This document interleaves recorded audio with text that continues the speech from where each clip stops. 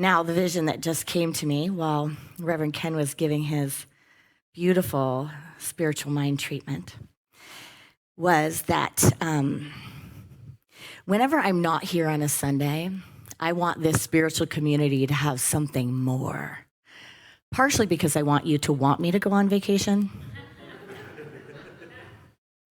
but also because I want us all to be nourished.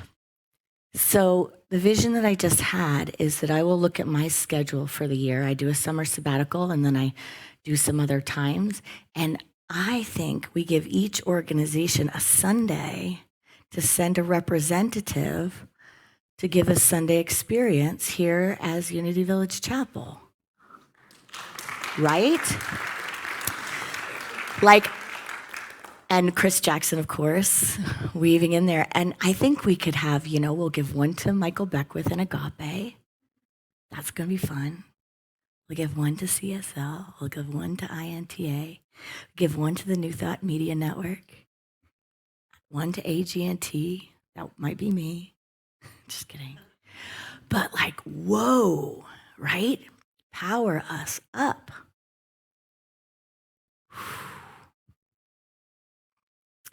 Do you believe we are bolder together? Do you know that there is something big going on right now? Do you believe that in Unity and in New Thought we have a part to play? Have you been stumped a little bit around what it is? Like, I want to do something. I want to have an impact. There's some craziness going on in the world right now. There's some divisiveness. There's some separation, right? There's some lack of love, compassion. There's some confusion. There's some misinformation. There's some fill in the blank, right? There's some junk going on, right? And at the same time that we presence all of that, we really understand, if we have a deep spiritual practice, that there's also an unraveling that is making the way for a vision of co-creating a world that works for all. So what we are doing right now is midwifing a movement. We are midwifing a movement. I believe that a new thought renaissance is emerging. And sometimes that begins small. So I had a divine appointment. I was just on a week with Reverend Martha Creek. She put together a minister's renewal week, a minister's retreat and renewal week at Sisters of Laredo in Kentucky. So I went to Kentucky to be with the sisters and with my ministerial friends. There were 13 of us in a sacred circle for the week, Monday through Thursday. Now, it was an incredible time, not to mention it was my first time at that length away from my daughter, who is 6 years old. So it was my first time of having a renewal week that was like, it was just adult Erin, which is a different thing. So I'm kind of back and I'm kind of like floating and flying on a different level here now. But I was taken to the airport by my aunt, who was just recently in town. And as we were rushing to the door, because I got the time wrong and the calculations wrong. So as I was rushing to the door, she said to me, as we're walking through the doorway to get into the car, she said, Pope Francis died. I grew up Catholic, and I'm a lover of Pope Francis. I feel like he did so much for the Catholic movement and the world to bring it into alignment with the true teachings of love demonstrated by Jesus the Christ, the awakened one, and for humanity. And so I just kind of went, and my body, my being felt like I need a way to honor this. Like, how do I honor this? But I'm now going on a trip. And then I realized I was going into the bosom of the belly of the beauty. I was going to his people. I was being delivered to his people for my own spiritual practice. And not only was it a place where the nuns, the sisters were, but also right down the street, there was a monastery for the brothers that do sacred chanting, I think 6 times a day. They do sacred chanting. And I was just so blessed by that divine appointment because I honor St. Francis and his leadership, his compassion, his humility. And I was honored to be with the brothers as they led their chanting and led their ritual and getting to connect with that. I even got to kind of write my own New Thought version of one that we'll be bringing together at Soul Shine when we have our homecoming, because I thought there's something about this kind of deep, sacred ritual. And I wanted to like capture it in a way that everyone won't go, oh, there's Erin, she's Catholic, she grew up Catholic, she still likes it. I love the mystical teachings of Catholicism. There is a lot of space for the divine feminine, and there's a lot of space, if you look into the Franciscans and other orders, for nature and the animal life and all of that. St. Francis of Assisi, we all know that prayer, Lord, make me an instrument of your peace. So I was grateful for that divine appointment and just noticing all the divine appointments. I came home to a house under construction because I'm getting ready to move and put my house on the market. I'm moving down the street.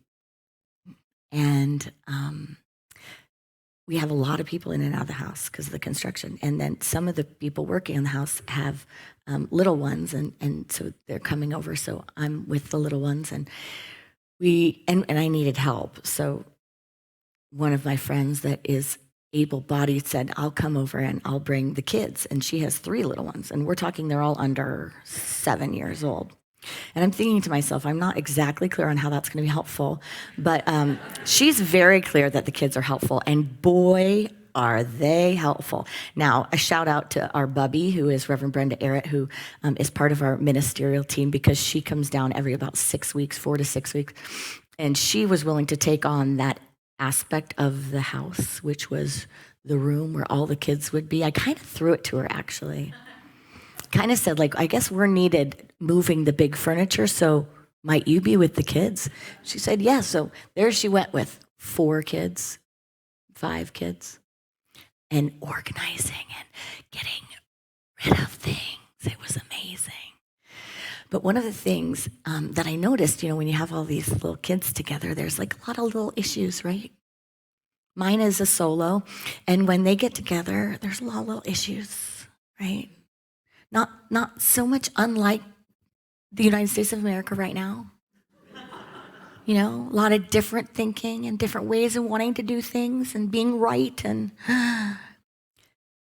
one thing that I noticed that my daughter did throughout this time of having folks at the house,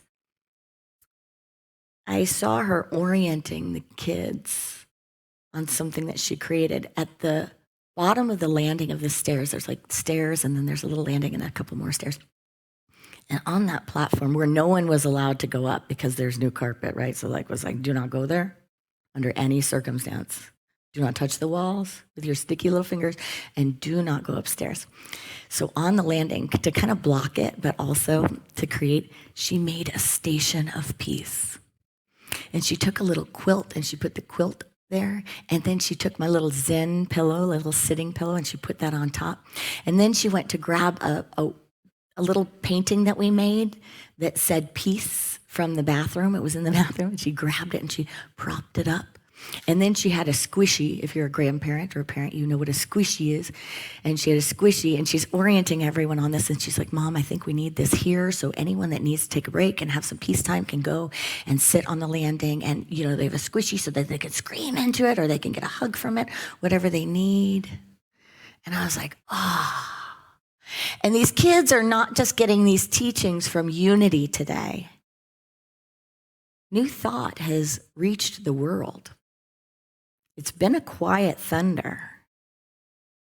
But another little girl in the neighborhood that was over was trying to, I think, maybe facilitate some breathing in my daughter, who was having a lot of little crying times. And she said, remember, do your breaths.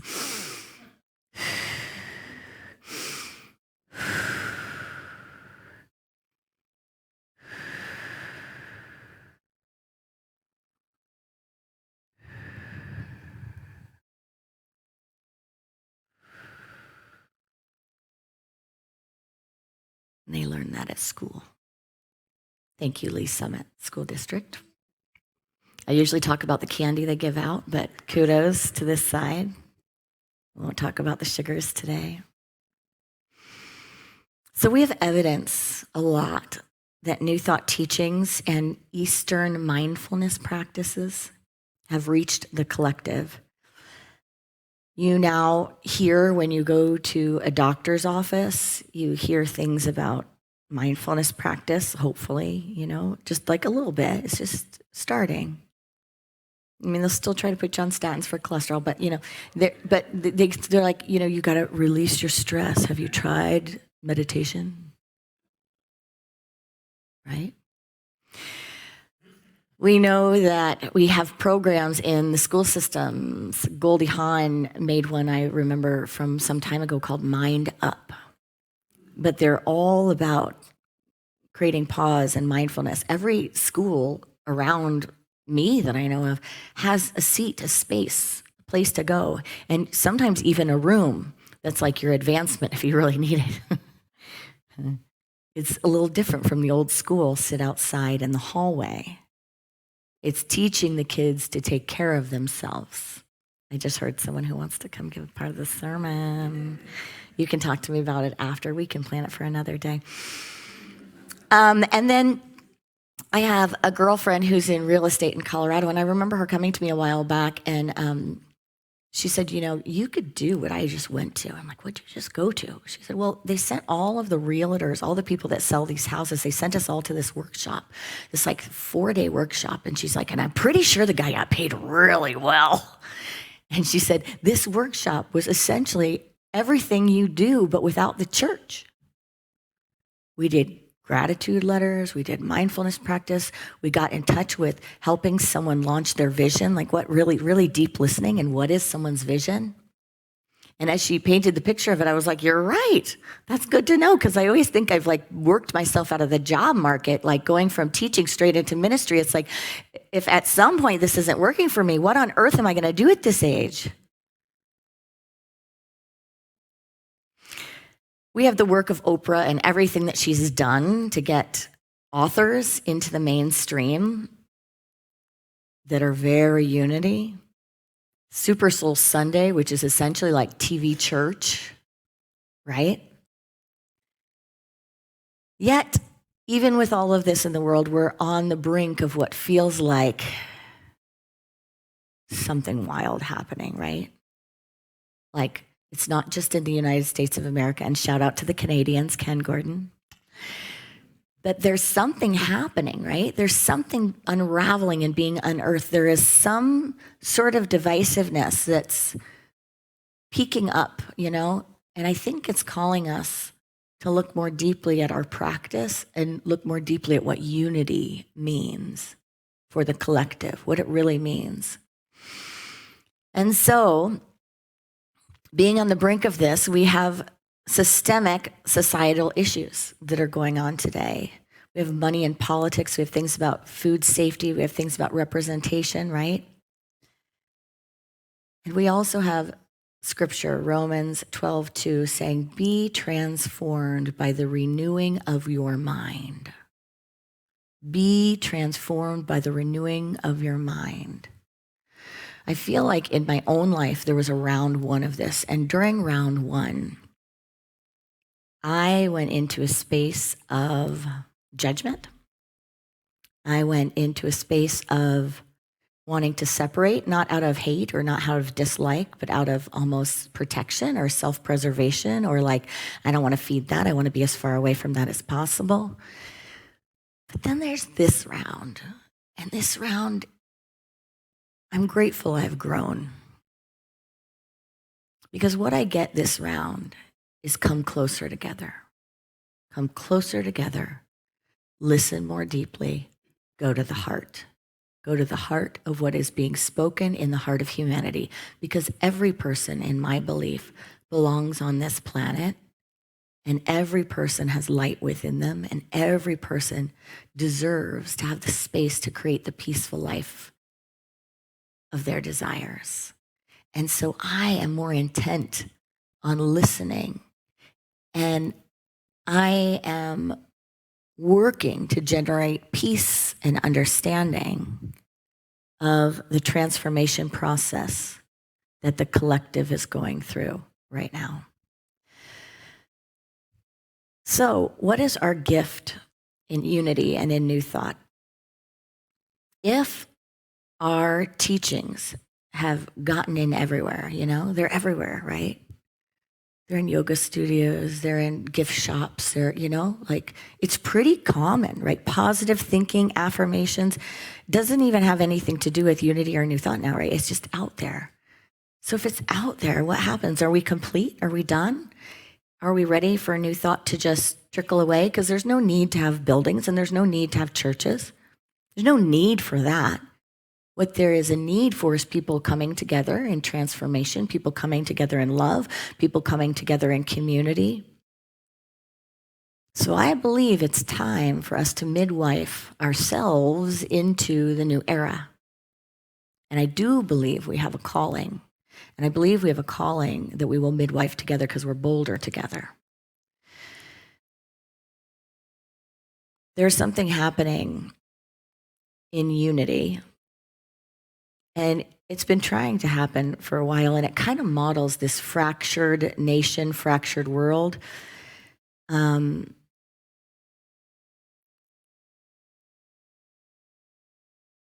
We have started unity, if you know the depths of unity. We started it as a movement of education, right? It wasn't meant to be a church. It was just meant to be a place where people of any faith could come together to apply spiritual principles and practical living. I think that's one reason why people feel so comfortable here. It's not like you have to get rid of everything you came with. You get to include and transcend, include and transcend, include and transcend. So you can usually find yourself here and find yourself fairly comfortable if you find it. That's the funky part, is finding it in the first place. But it speaks to a lot of people in a lot of different ways.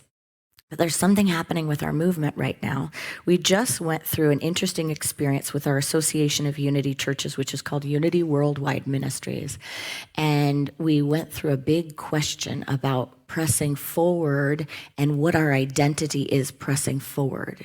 Are we going to narrow it and define it? Are we going to move it in this direction? Are we going to make it more global? Which element of unity are we going to go through? Because we're so diverse in unity of how we express the teachings, right?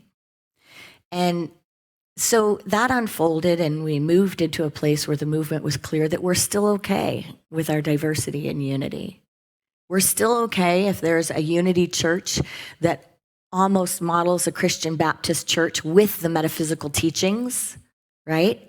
And if it, to every other degree, seems like you're in a traditional center with the metaphysics and with the deep mystical teachings. And we're okay if, it's a little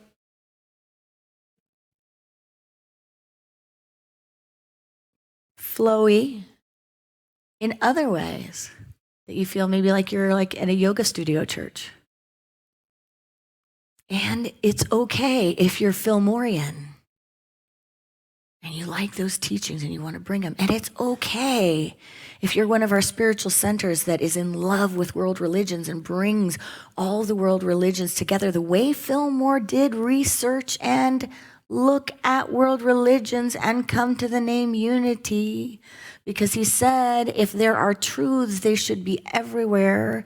And I should be able to pull the truth out of any spiritual practice, knowing that God doesn't have a religion, that Jesus was not a Christian himself.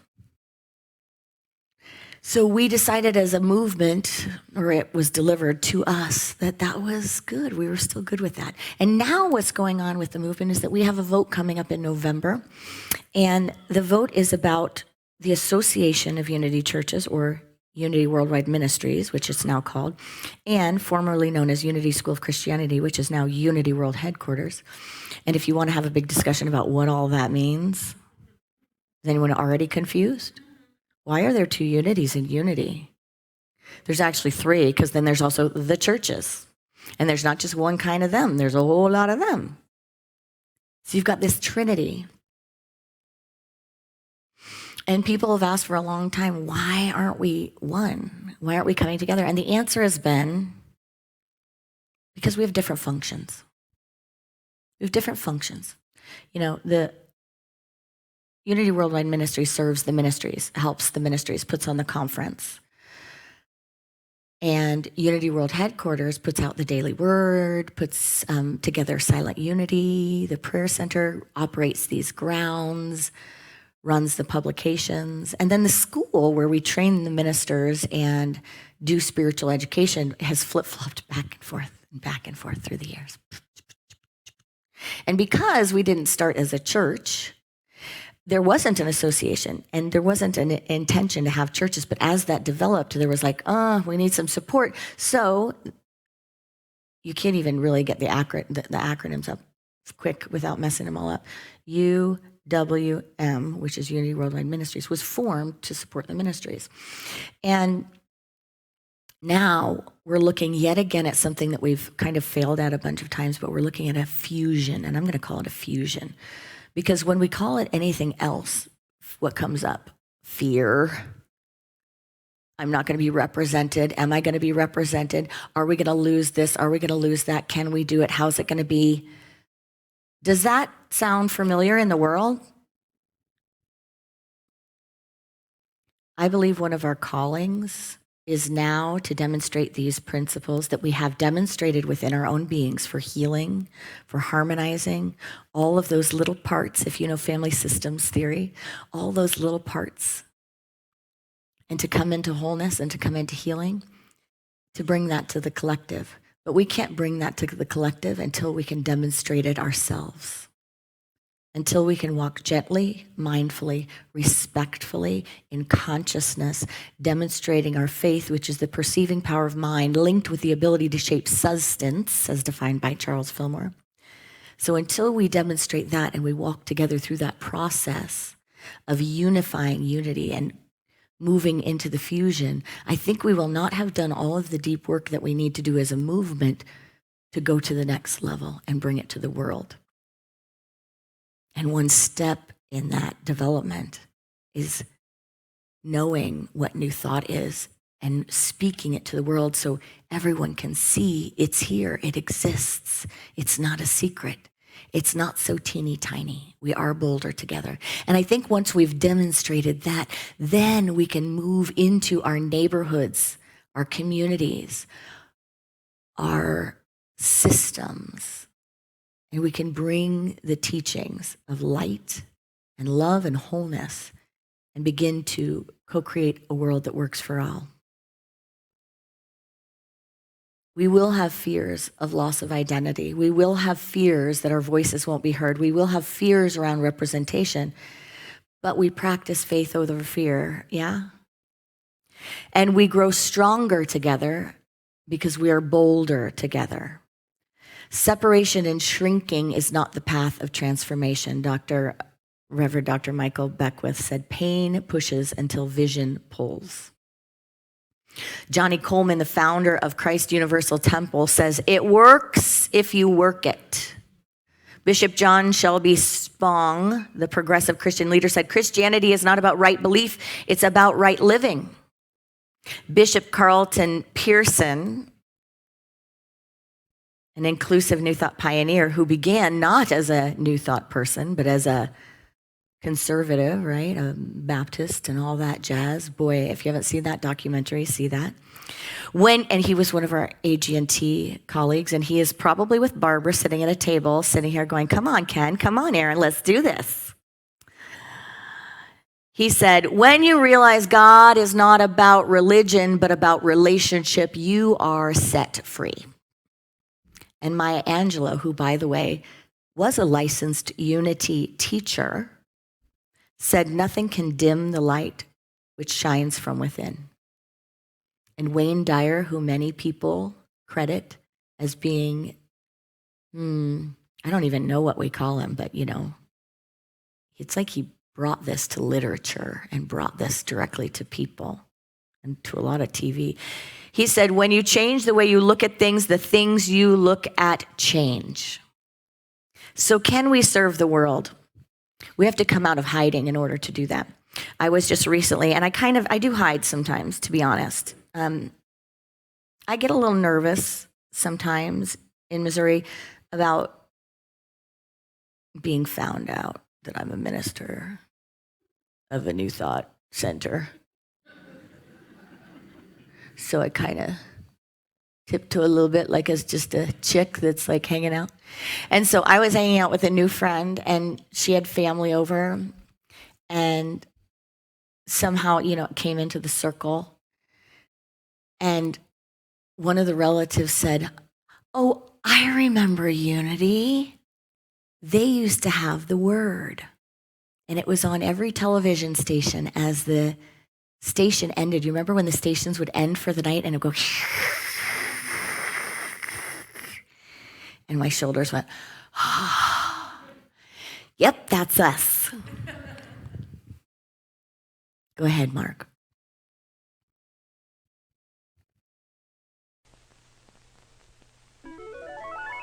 The word is good. I was very fortunate recently to have gotten acquainted with a very wise man.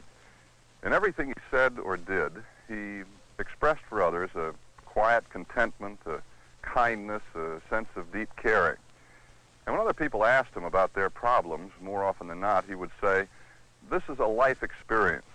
Trust your life, and it will lead you towards your good." Now, I know it's a tough philosophy to live by, but it's certainly a helpful one. Now, how many experiences have you had that caused you great apprehension, only to find later that they led you towards your good? For your free copy of Words from Unity, write Unity Television, Unity Village, Missouri, 64063. I'm David Hartman. And remember, the word is good.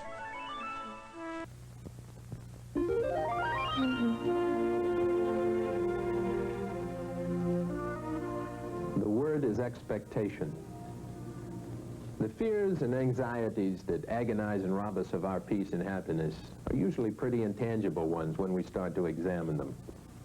However, if we let small fears go unattended, they become larger ones. Now, whatever course your life takes, I want you to determine to face your fears one by one and refuse to live your life being afraid.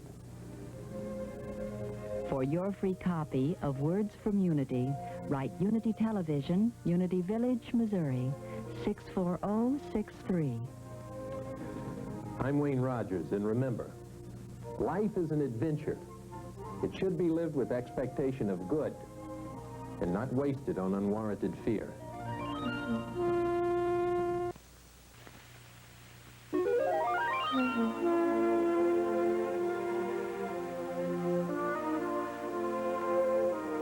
The word is doing. Do you ever feel a deep sense of loneliness, alienation, or isolation? Many people do, and it is invariably caused by temporarily locking the door between ourselves and the world around us. The best way to quickly unlock the door is to go and do something.